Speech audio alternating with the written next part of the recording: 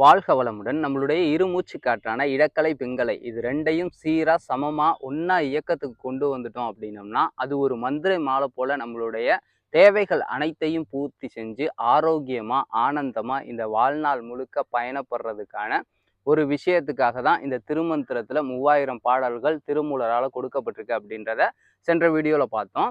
இப்ப அந்த புத்தகத்துல முழுமுதற் கடவுளான விநாயகருக்கான ஒரு பாடலை கொடுத்து அதுக்கப்புறம் கடவுள் வாழ்த்து என்ற தலைப்புல தொடங்கி பல தலைப்புகள்ல இந்த 3000 பாடல்களும் கொடுக்கப்பட்டிருக்கு.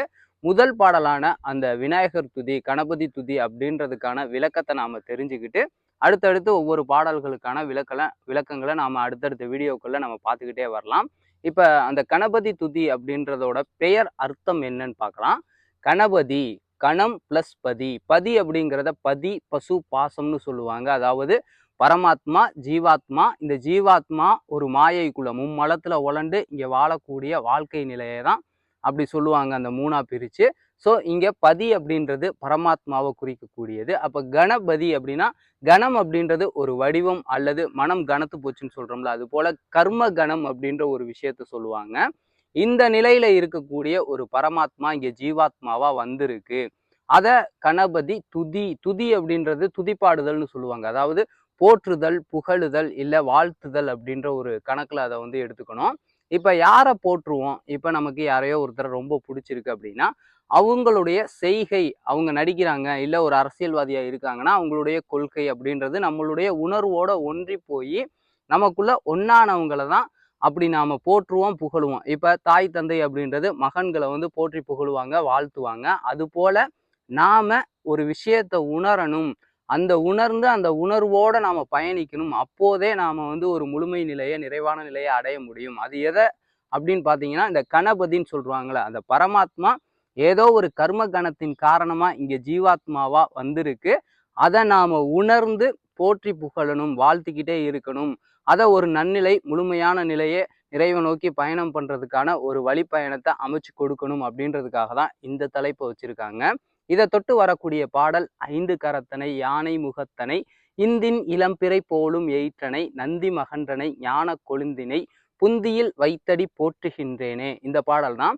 இதுல இந்த ஐந்து கரத்தனை அப்படின்றது எதை குறிக்குது? ஃபர்ஸ்ட் தன்னைத்தான் உணர்றதுக்கு அந்த தலைப்புல சொல்லிட்டாங்க.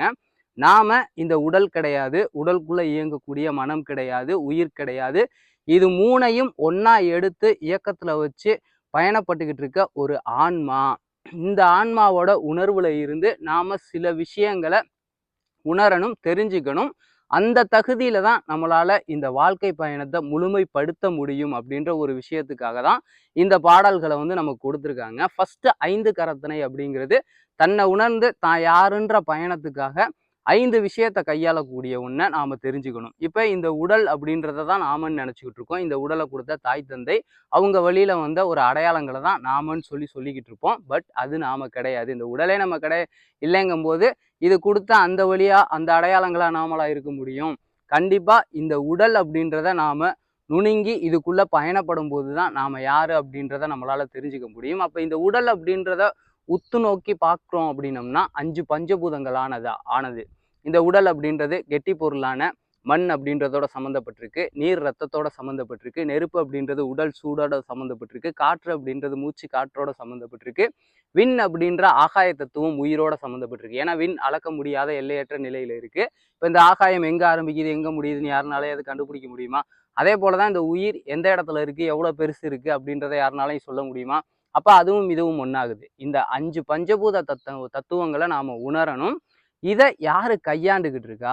ஐந்து கரத்தனை அப்படின்னு எதுக்காக சொல்லியிருக்காங்கன்னா, இப்ப யாராவது ஒருத்தர் 10 வேலையை ஒட்டுமொத்தமா நம்ம கிட்ட கொடுத்து பாடுறா உடனே அப்படின்னு சொன்னா நம்ம என்ன சொல்லுவோம்? எனக்கு என்ன 10 கையா இருக்கு, நான் எல்லா வேலையும் சேர்த்து பார்க்கறதுக்கு அப்படின்னு சொல்லி திட்டுவோம்ல. அதே போல இந்த உடல் அப்படின்ற அந்த பஞ்சபூதங்களை ஒன்னா சீரா இயக்கத்துல வச்சு அதை கையாண்டுகிட்டு இருக்கக்கூடிய 5 கரத்தனை யாரு அப்படின்னு கேட்டீங்கன்னா, அது ஒரு நிலை இருக்கு. அது இந்த பாட்டோட நிறைவுல நாம தெரிஞ்சுக்குவோம். 5 கரத்தனை அப்படின்றது இந்த உடல்ல இருக்கக்கூடிய பஞ்சபூத தத்துவங்களை சீரா இயக்கத்துல வச்சுக்கிட்டு இருக்க ஒரு விஷயத்த வந்து குறிக்கக்கூடிய ஒரு வார்த்தை அப்படின்றத அண்டர்ஸ்டாண்ட் பண்ணிக்கோங்க. யானை முகத்தனை அப்படின்னா உடல் பார்த்தாச்சு, உடலை தொட்டு உள்ளுக்குள்ள இருக்கக்கூடிய மனம் அப்படின்ற ஒன்னையும் பார்க்கணும்ல. இப்ப இந்த மனம் அப்படின்றது இல்லை அப்படின்னா நம்ம என்ன பண்ணிட்டு இருப்போம்? தூங்கிட்டு இருப்போம்.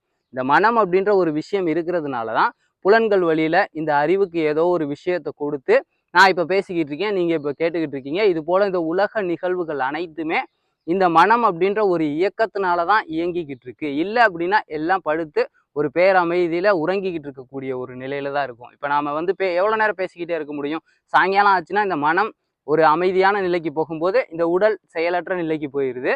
அப்ப இந்த மனதுனாலதான் இந்த உடல் இயக்கத்துல இருக்கு அப்படின்ற ஒரு விஷயத்தை அண்டர்ஸ்டாண்ட் பண்ணிக்கோங்க. யானை முகத்தனை அப்படின்னு எதுக்கு சொல்றாங்கன்னா, இப்போ ஒருத்தன் வந்து சிரிச்சுக்கிட்டே இருக்கான், எல்லா இடத்துலையுமே நல்லா சிரிச்ச முகத்தோட இருக்கும்போது அவனை யாரு நல்லா சிரிச்ச முகம்னு சொல்லுவோம். ஒருத்தன் வந்து கடுகடுன்னு என்ன செயல் செஞ்சாலும் அதுல வந்து கடுகடுன்னு மூஞ்சியை சுழிச்ச வாக்கிலே இருக்கான் அப்படின்னா சிடு மூஞ்சின்னு சொல்லுவோம். அப்ப ஒரு அடையாளம்.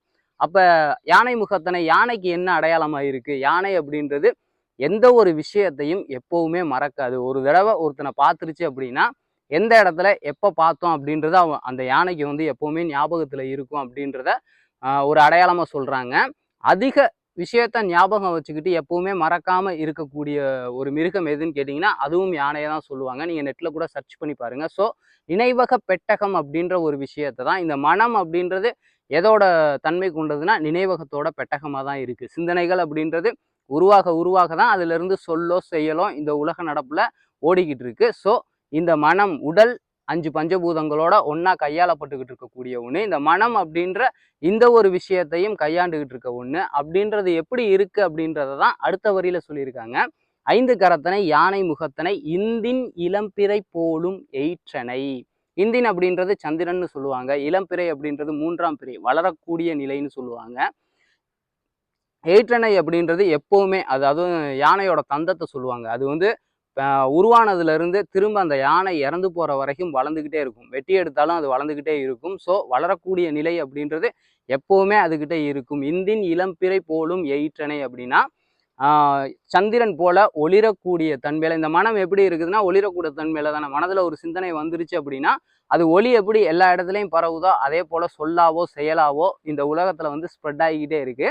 அப்ப சந்திரன் போல அறிவுகிட்ட இருந்து ஒரு விஷயத்தை, ஏன்னா சூரியன்கிட்ட இருந்து ஒளியை வாங்கி எங்கிட்ட இருந்து ஒளி வந்தாலும் அது பிரதிபலிக்கக்கூடிய தன்மை இந்த மனம் அப்படின்றது இந்த உலகத்துல புலன்கள் வரியில உருண்டு ஓடிக்கிட்டு இருக்கு.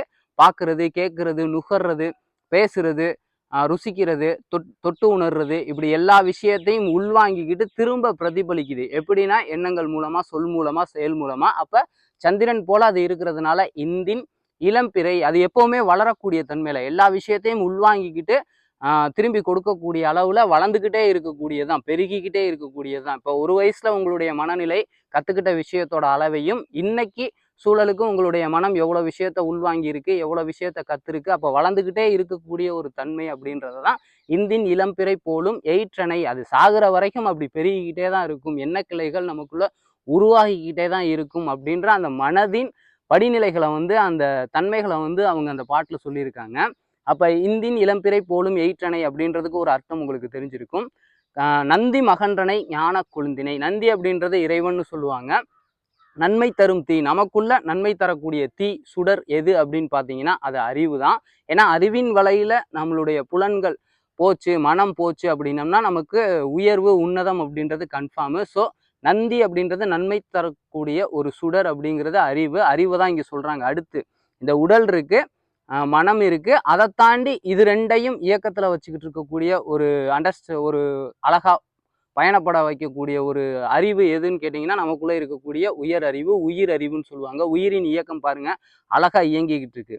உடல்ல வந்து நாம என்னைக்கு இந்த பூமிக்கு வந்தோமோ அன்னையிலிருந்து நம்ம இறக்குற வரைக்கும் இந்த உடலுக்குள்ள இருக்கக்கூடிய உயிராற்றல் அப்படின்றது இதயத்தை அழகா துடிக்க வச்சுக்கிட்டே இருக்கு. உடல்ல பல உறுப்புகள் அற்புதமா தன்னுடைய வேலைகளை செஞ்சுக்கிட்டே இருக்கு. இப்படி பல அறிவான விஷயங்கள் இந்த உடல்ல இருக்கிறதுனால தான் நம்மளால இந்த உடலையும் மனதையும் ஒரு அளவுக்கு கையாண்டு இந்த வாழ்க்கையை வாழ முடியுது. இப்போ உதாரணத்துக்கு வயிற்றுல திடீர்னு வலி வந்துருச்சு, பயங்கரமா வலிக்குது.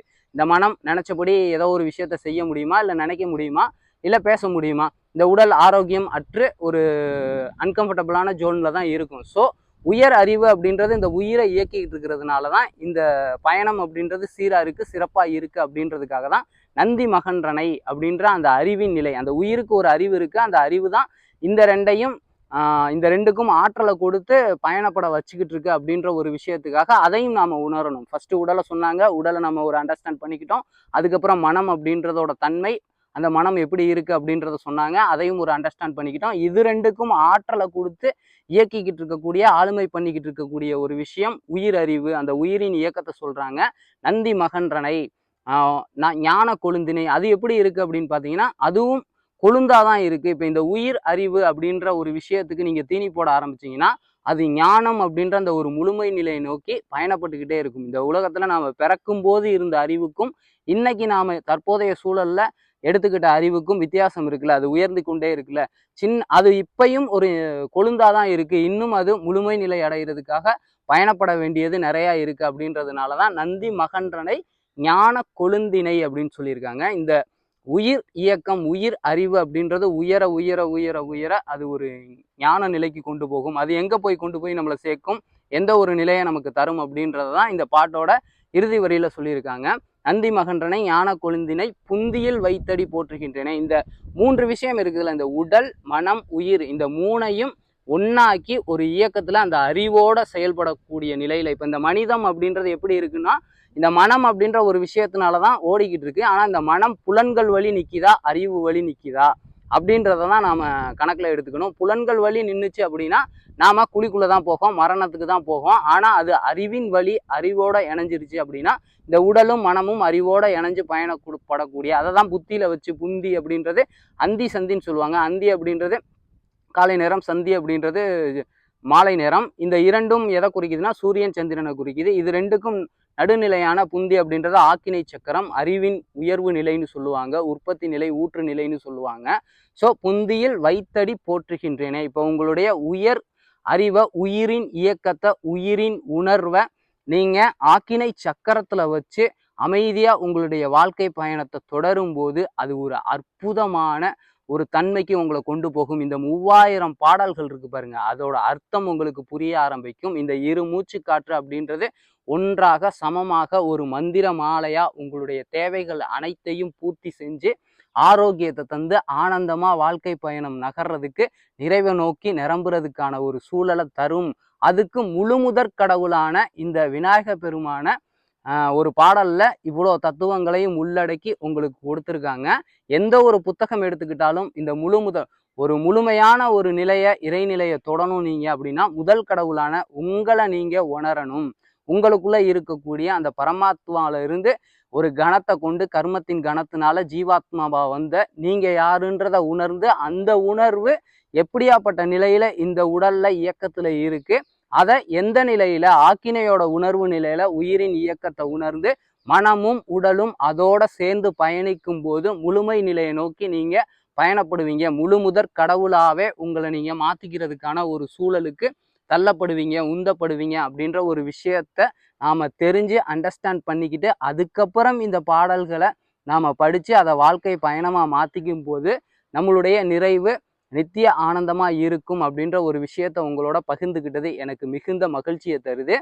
இதோட இந்த வீடியோவை நான் நிறைவு செஞ்சுக்கிறேன். இந்த தகவல் பற்றிய உங்களுடைய கருத்துக்களை கீழே கமெண்ட்ல பதிவு செய்யுங்க. இதே போல இன்னொரு வீடியோவில் உங்களை சந்திக்கிறேன். வாழ்க வையகம், வாழ்க வளமுடன், குருவே துணை, குரு வாழ்க.